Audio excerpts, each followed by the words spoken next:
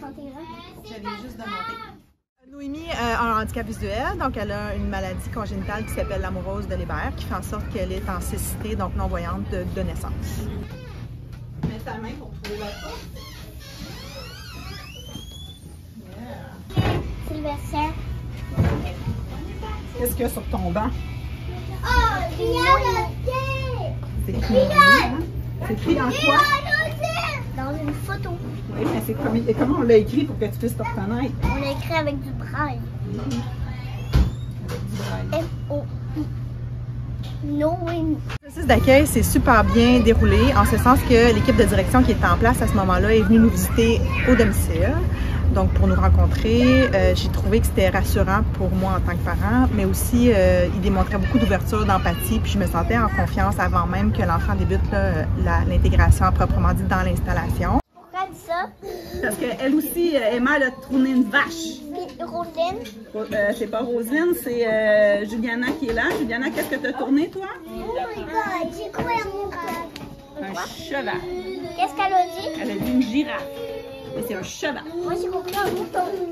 Avec les parents, les meilleures conditions, c'est toujours la communication parce qu'on doit vraiment se dire les vraies choses, la réalité. Les parents n'acceptent pas qu'on leur dise n'importe quoi. Donc, il faut s'assurer que lorsqu'on les rencontre, qu'on est en mesure de leur dire la réalité, qu'est-ce qu'il y en est exactement. Puis, suite à cela, on trouve des solutions pour intégrer les enfants dans notre milieu. On a mis un jeu 3D devant le bac pour qu'elle puisse savoir qu'est-ce qu'elle utilise. Et puis, de l'autre côté, il y a l'image. Ben, en fait, à la base, c'était l'image, mais pour adapter, on a mis un jeu 3D devant le bac. Après diagnostic, on s'est inscrit pour être pris en charge là, par le Centre de réadaptation, l'Institut Nazareth et Loubraille, qui est spécialisé en déficience visuelle. Elles étaient présentes ici dans le CPE, puis elles étaient présentes à la maison pour qu'on ait le milieu de vie et le milieu de garde, qu'on ait la même philosophie dans l'apprentissage.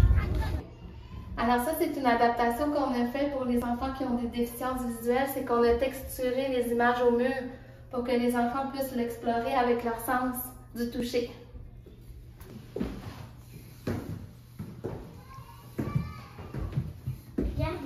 Regarde la belle citrouille. Le côté humain, là, c'est tellement valorisant de voir un enfant partir comme elle avait 9 mois, puis aujourd'hui elle est rendue presque à 5 ans, de voir l'évolution, puis que j'ai participé à ça. En fait, toute l'équipe a participé à ça, la mère, les spécialistes et tout ça, mais de savoir qu'il y a une partie de moi qui l'a aidée à devenir l'enfant qu'elle est aujourd'hui, je suis très, comment je pourrais dire ça, fière de tout ça. Ça me pousse à continuer aussi. L'éducatrice remplaçante des congés, elle avait apporté ce jeu-là qui s'appelle La ferme de Foin-Foin. C'est un jeu de bataille que Noémie appréciait énormément.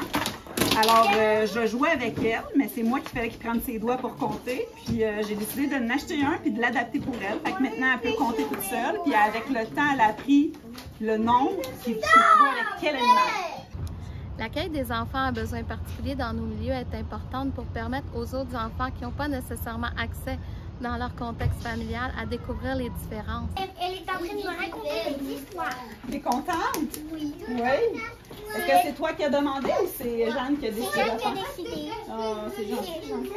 Dans mon fort intérieur, chaque humain, chaque personne a sa place en société. Il n'y a pas de bonne ou de mauvaise personne. Pour moi, tout le monde est égaux. Il s'agit juste d'amener l'aide nécessaire pour que ces enfants-là deviennent ce qu'ils veulent être plus tard. T'sais. De leur donner les outils, tous les outils nécessaires pour justement qu'ils peuvent se développer, qu'ils peuvent être autonomes, qu'ils peuvent avoir une vie. C'est possible, puis c'est ça qui me motive, moi, de faire ce travail-là. Puis là, j'ai des frissons. J'ai rien d'autre à dire que j'adore ce que je fais.